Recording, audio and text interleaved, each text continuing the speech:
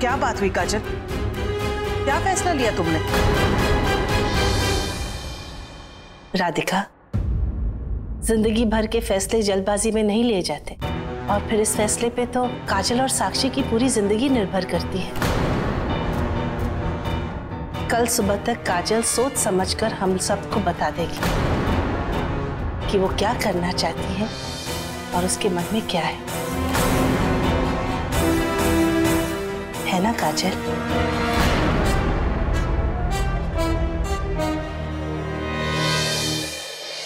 लेकिन काजल। रौनक, अब इतना इंतजार किया है तो एक दिन और ही सही ना बेटा।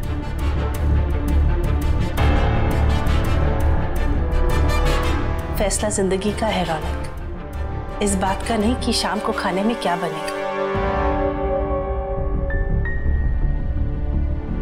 काजल, मुझे नहीं पता कि अंदर तुम्हारी माँ के साथ क्या बात हुई। मैं ये भी नहीं जानता हूँ कि तुम्हें सोचने के लिए वक्त क्यों चाहिए, लेकिन मैं इतना जरूर कहूंगा कि तुम जो भी फैसला लेना अपने दिल से लेना, किसी के दबाव में आके कुछ मत कहना।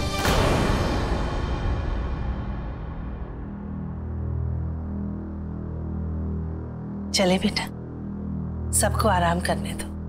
मुझे उम्मीद है कि कल का दिन बहुत सारी खुशियां लेकर आएगा।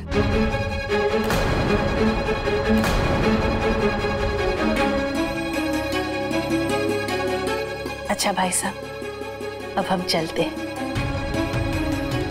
चल बेटा।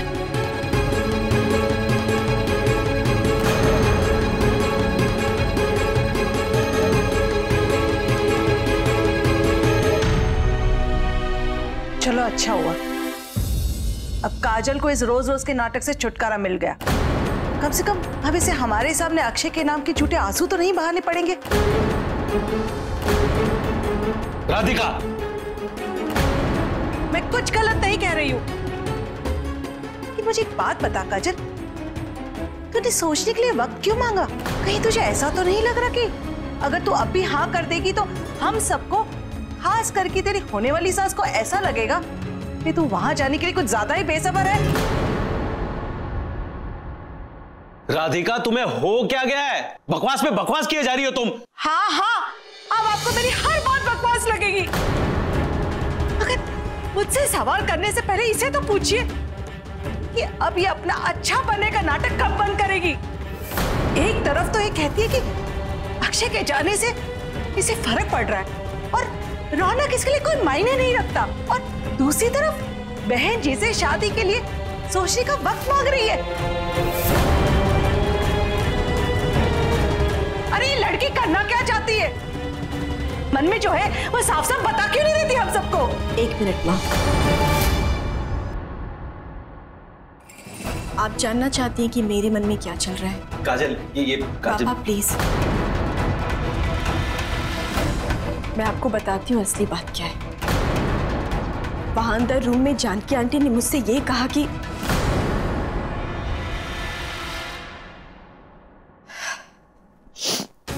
कल मैं रौनक सर को शादी के लिए हाँ जरूर कहूंगी, पर इस शर्त के साथ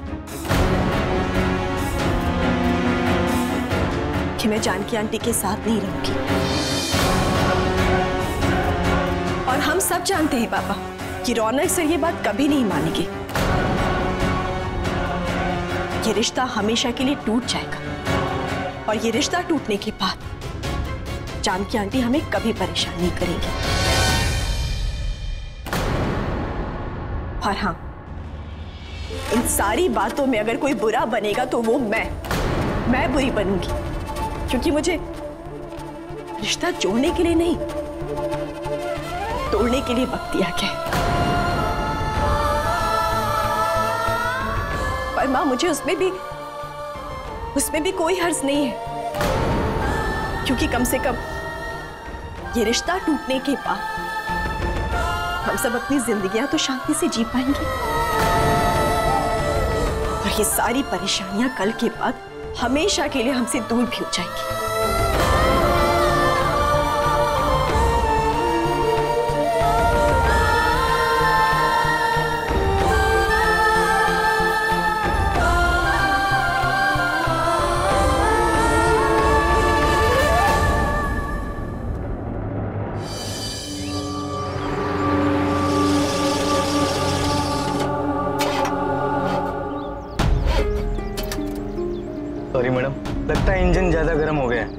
इसलिए गाड़ी बंद पड़ गई।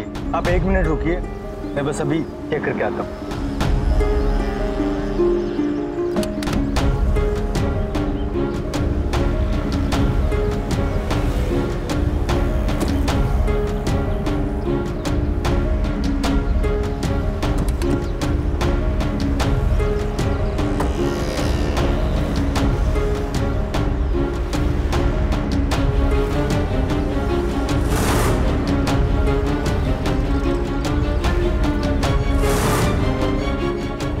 सॉरी काजल।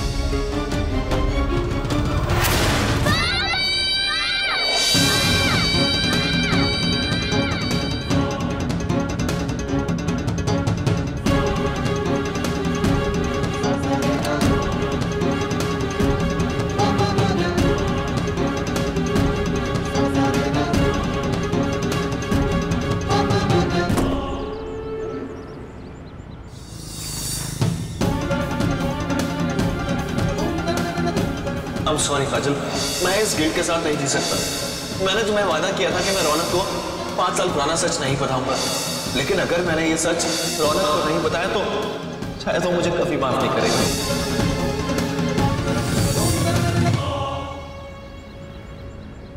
ओ भाई साहब, क्या क्या कर रहे हो? तो गाड़ी क्यों रोकी यहाँ पे? चलो जाओ यहाँ से। ओ भाई साहब, ये गाड़ी खराब हो गई है, जैसे ही ठीक हो जाएगी हम यहाँ से निकल जाएंगे, और यहाँ हाईवे पे रुकने का हमें कोई शौक नहीं है। नहीं नहीं नहीं नहीं, चलो अभी कभी जाओ यहाँ से। वैसे उस अनेक एक्सीडेंट की वजह से बहुत कुछ झेला है मैंने। पुलिस ने बहुत परेशान किया है मुझे, हर बार आती है और मेरा ढाबा नहीं चल पाता यहाँ पे। चलो जाओ यहाँ से। क्या एक्सीडेंट? हाँ एक्सीडेंट। वो ट्रक ने टक्कर मार दी थी एक गाड़ी को, और अभी उसी जगह पर तुम खड़ी हो। तुमने सुसाइड वगैरह कुछ कर लिया तो पुलिस फिर आएगी, फिर परेशान करेगी मेरे को। वैसे भी आजकल तो किसी का भरोसा ही नहीं रहा। 2 महीने पहले उस एक्सीडेंट में जो कुछ हुआ ना, के बाद तो आने से भरोसा ही उठ गया मेरा। भैया ऐसा क्या हुआ था उस दिन? हाँ, मुझे तो कुछ समझ में ही नहीं आया। एकदम फिल्म जैसा सीन था। वो ट्रक के पीछे कोई बुरखे में खड़ा था, उसने ट्रक वाले को इशारा किया और ट्रक वाले ने गाड़ी को टक्कर मार दी। मैं वहीं खड़ा सब कुछ देख रहा था। 1 मिनट, अभी अभी आपने कहा कि उस गाड़ी को जानबूझकर ट्रक ने टक्कर मारी थी, राइट? नहीं नहीं नहीं, वो एक्सीडेंट था। चलो भाई साहब जाओ यहाँ। प्लीज बताइए ना मुझे, कौन था उस बुरके में? आपने उसकी शक्ल देखी थी क्या? देखो मैंने कुछ नहीं देखा। हाँ, मुझे कुछ नहीं पता। ठीक है, अब जाओ यहाँ। प्लीज भैया ऐसा मत करिए। उस गाड़ी में जिस इंसान की मौत हुई वो मेरे पति थे।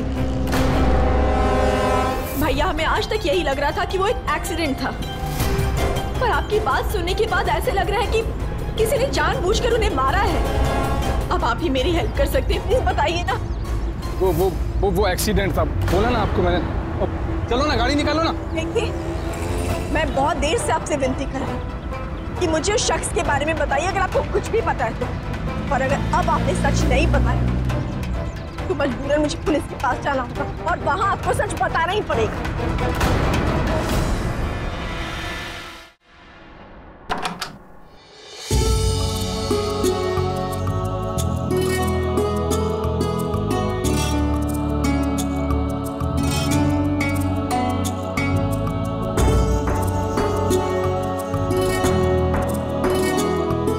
रौनक, गुड मॉर्निंग माँ।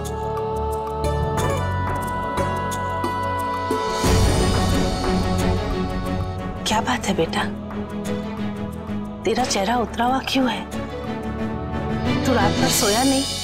नहीं माँ, मुझे ये बात समझ में नहीं आ रही कि काजल को फैसला लेने के लिए इतना वक्त क्यों चाहिए, और वो क्या फैसला लेगी? काजल वही फैसला लेगी जिससे इस घर की खुशियां जुड़ी है रौनक। तेरी खुशियां जुड़ी है, और मुझे भी खुशी है रौनक कि अब तेरी जिंदगी में मेरे साथ साथ काजल भी होगी। मेरे लिए तेरा प्यार बढ़ जरूर जाएगा, लेकिन तुझे काजल के साथ देखकर मैं खुश रहूंगी रौनक। चल अब जल्दी से तैयार हो जा, मुझे भी बहुत तैयारियां करनी है रौनक। अपने बहू को घर जो ले आना है, जल्दी तैयार हो जा रौनक, देर मत करना। जी माँ।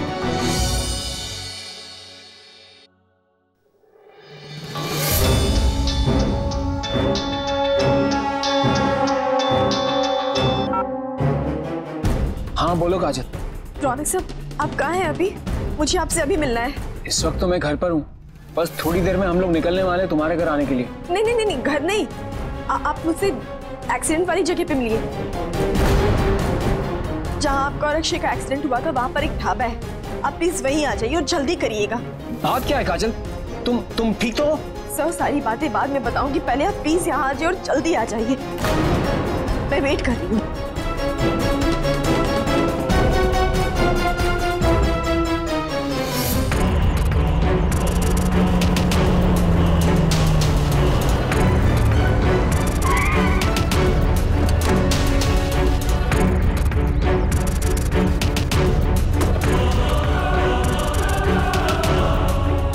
क्या बात है काजल, तुमने मुझे यहाँ क्यों बुलाया? मुझे कुछ समझ में नहीं आ रहा, ये तो ब्लैंक है। क्या है?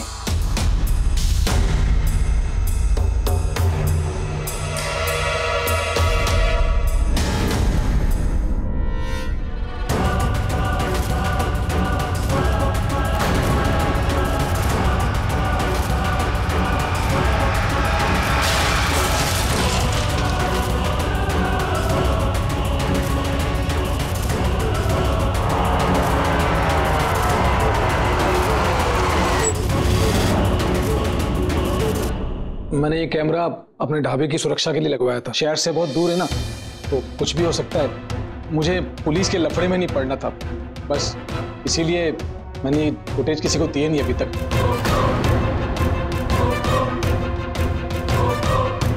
ओह माय गॉड, इसका मतलब आज तक जिसे हम एक्सीडेंट समझते थे वो दरअसल एक मर्डर था। इतनी बड़ी बात आपने किसी को बताई नहीं? और जो शख्स गाड़ी में बैठकर गया, ये गाड़ी तो मेरी है।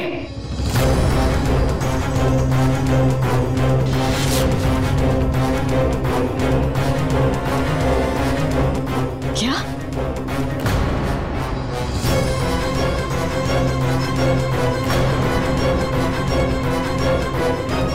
इसका मतलब कि मुर्गे वाला इंसान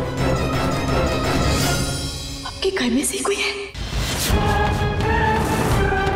तुम कहना क्या चाहती हो काजल? मैं कुछ कहना नहीं चाहती रौनक साहब, पर वही बता रही हूँ जो दिख रहा है मुझे। आज तक हमें यही लग रहा था कि अक्षय का एक्सीडेंट हुआ है, और इसी बात के सहारे हम खुद को संभालते आ रहे। पर आज ये देखने के बाद तो पता चल ही गया, अक्षय का कभी एक्सीडेंट ही नहीं हुआ था।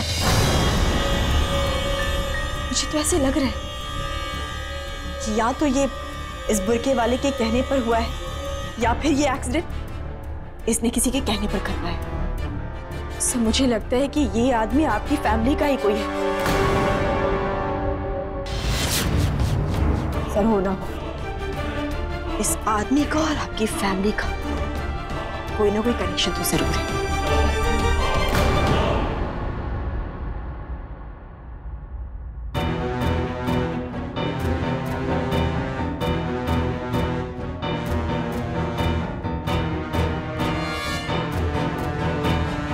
पिछले 1 घंटे से मैं यही कर रही हूँ कि कुछ पता चल जाएगा, पर कुछ पता नहीं चल रहा। मुझे तो ये समझ में नहीं आ रहा है कि अक्षय की किसी से क्या दुश्मनी हो सकती है। रौनक साहब, हमें ये वीडियो किसी और को भी दिखाना चाहिए। सर, किसे फोन कर रहे हैं आप? माँ को। उन्हें इसके बारे में पता होना चाहिए। आखिर हमारे घर की गाड़ी हुई है। सर प्लीज प्लीज फोन रख दीजिए। जानकी आंटी को आप कुछ नहीं बताएंगे। तुम क्या कह रही हो काजल? माँ को इसके बारे में पता होना चाहिए। नहीं सर, आप खुद सोचिए ना, आप जानकी आंटी को ये सब कुछ बताएंगे तो वो कितने टेंशन में आ जाएंगी। पता नहीं काजल, इतनी बड़ी बात हो गई और माँ से छुपाना मुझे सही नहीं लग रहा। जो आदमी आप लोगों की बिना जानकारी के आपके घर से आपकी कार ले जा सकता है, आप सोचिए वो कितना ज्यादा खतरनाक होगा। अगर इसे ये बात पता चल गई कि हमें इसकी प्लानिंग के बारे में पता था, तो क्या पता कल को ये खुद को बचाने के लिए किस हद तक जाए। सर, हमें नहीं पता कि हम किसके खिलाफ खड़े हैं। क्या पता ये कल को जानकी आंटी को ही नुकसान पहुंचा दे। और अभी सबसे ज्यादा जरूरी है ये जानना कि इस आदमी ने ऐसा क्यों किया और किसके कहने पर किया। मैं जमीन आसमान एक कर दूंगा, लेकिन पता लगा कर रहूंगा कि मेरी दोस्त की मौत के पीछे किसका हाथ है।